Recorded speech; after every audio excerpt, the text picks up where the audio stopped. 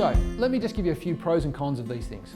Should I use existing technology? The answer is yes, if you can. It's going to be faster, it's going to be cheaper, it's going to be easier. Building custom software is an effort. You have to have a good reason to do it. It's good. I like to do it where there's only limited amount of tailoring to the product. I don't do any tailoring to Microsoft Word. Realize that you'll never be unique. When you start on that basis, unless you do an awful lot of work, you typically won't be unique. And you're stuck inside their worldview. Their way of doing things becomes your way of doing things. And sometimes that's fine. Like sometimes for your business, you're actually really happy to adapt. It's like, I'm a bit uncertain about this, I'll try something out and I'm happy to adapt to their worldview. So you want to have a good reason to write any of these packages. You want to have a very good reason to write a CRM. There's lots of good CRMs. I would argue heavily with you why you'd want to write your own CRM. Planning, management tools, accounting, you can read the list. Booking management, content management, data analysis. All of these things have been done well by a number of players. Writing them yourself would seem a little bit like madness. Having said that, there is people in the room who've written CRMs that have one particular quirk that nobody else has, and they have done really well out of doing it. So it doesn't mean that you shouldn't write a CRM, but don't write a CRM for the, well, you could write a CRM for the masses, you want to have deep pockets. You want to write a CRM, find a way to write a CRM. I'll tell you the example.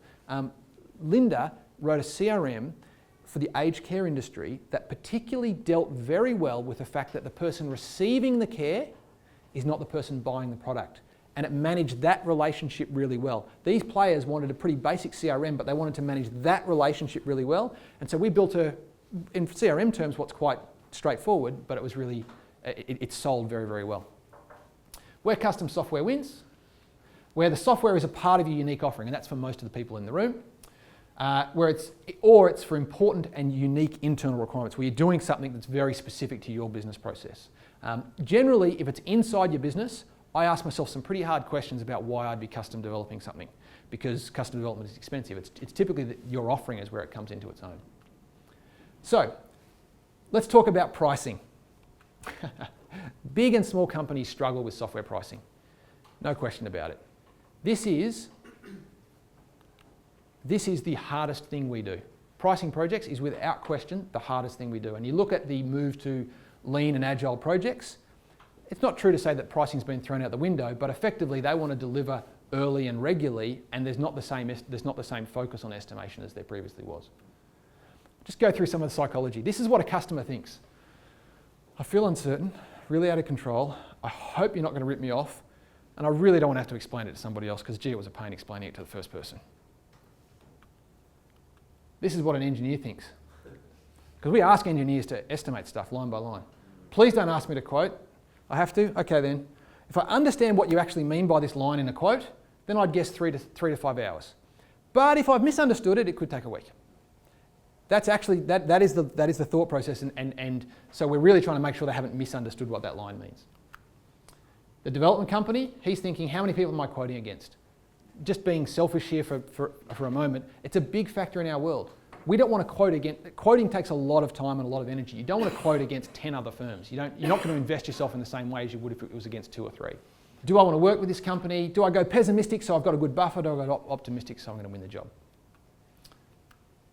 And the salesperson's thinking, to the salesperson, everything's easy. Come on, we can do this, we can do this, we can do this. Just because it's easy doesn't mean it doesn't take a bit of time to do. And the project manager's thinking, I really wish I didn't have to have the confrontation of telling you that that thing was out of scope. Project managers hate that. And the CFO, they just don't want you to do big fixed price projects that turn ugly and they lose lots of money. That's what they think.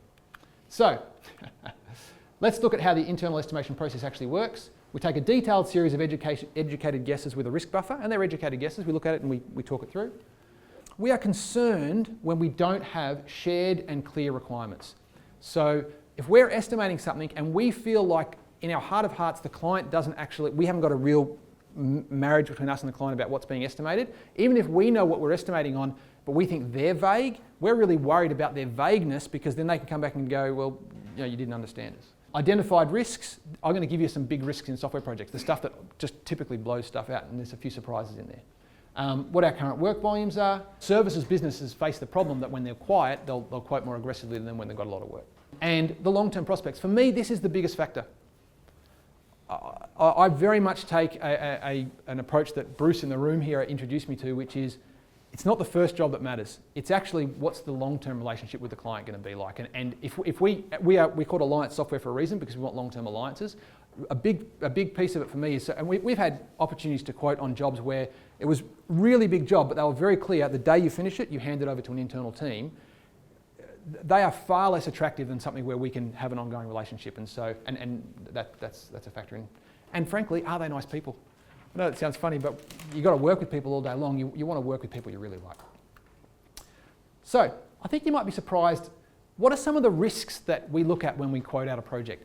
Integration. Anything that involves taking or pushing data to a third-party platform is a risk in our world. And I can tell you stories of integrating with some of Australia's best branded systems, names that everyone in this room would know, and their APIs do not function the way their documentation says. It's really hard to quote in that environment. In fact, we just won't do it. Integration jobs will give estimates, but you typically want to get in there and do a bit of a test and feel.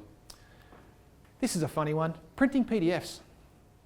Multi-page PDFs take surprisingly long to produce. The reason is when we produce something for a web page, we can just make it go down, down, down, down, down. When you produce it for a fixed set of dimensions, if the data coming into that is variable, it's going to blow it out. Just trust me, this thing takes, people are surprised when they go, I've got a PDF, 1 page, no problems, 8 hours. 2 pages, no problems, 2 weeks.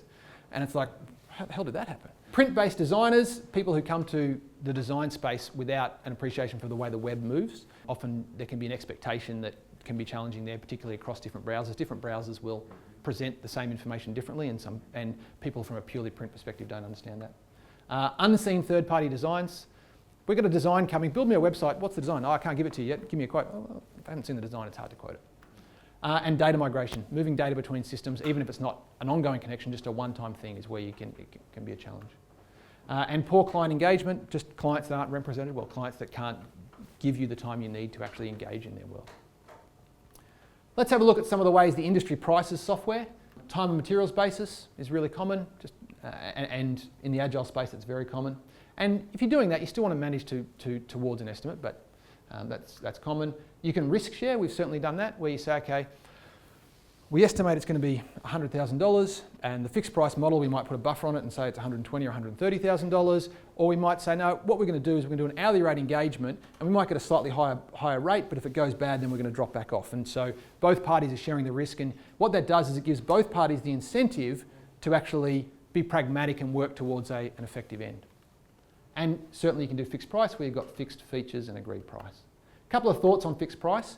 I see a lot of butt covering in fixed price. So we butt cover from our end where we're trying to protect scope, and you see on the fixed price model, you see the clients butt covering from the perspective of making sure they got everything that was in their system. And often where that can be challenging is what you thought you needed up front, when you're 3 or 4 or 5 months into a project, things do move. And so how do you handle the move? How do you handle that change? And the variation request price gouging. This is not us, and I'll tell you a solution to this problem, but this is endemic. There are lots of people in the software industry who go in cheap and win your job and promise to produce everything your spec requires, and they know you cannot fully specify your system. They know you will change your mind, and they know you can't change your mind once you're 6 months in, and so they can take your 1 hour request and they can charge you $10,000 for it, and people price gouge on variation requests in software development all the time. The simple solution to this, and it's a couple of solutions, something that Lee discussed with me was, if you've got a fixed price project and you're working that way, treat it like a bucket. Put something in, I take something out, but have some things that you were prepared to put in and take out. The other thing that you can do is establish an hourly rate and actually get your variations done at an hourly rate. Under an hourly rate, you actually pay a fair price. You actually pay for the time that it was required, and if you can negotiate variations at an hourly rate, you actually... And it's typically, my experience has been, I think it actually happens across all parts of industry, but I've seen some of the really big end of town price gouge on this space. Ongoing engagement models, this is something that we're moving towards. So, well, at the moment, most people engage with us on an ad hoc by the hour scenario. We're looking to move towards fixed days per month. There are people who say, Ben, I want the certainty of knowing that I've got certain people on certain days of the month, and so we're looking at being able at seeking to deliver that. Obviously, if you book people in, you have to use them because we've booked them in. Sprint weeks. Sprint weeks is the notion where you say, look, we might have a couple of little bits and pieces around the edges where we need an emergency fix here and there, but what we actually want to do is build up to a week. And we're going to run that week hard. We're going to have our developers without any distraction. We're going to prepare for it, run that week out hard, essentially have some generally agreed set of outcomes, and we roll it through a week at a time. And it's a great way if you've got a project that you want to put an extended amount of time into for a week and then come back. This is becoming increasingly popular. One thing to be aware of, every platform requires updates. There is no platform out there that doesn't. So the other thing that you can have is you can engage on monitoring and patching and bits and pieces to keep your system up to date. And there's agreements that can be put around that.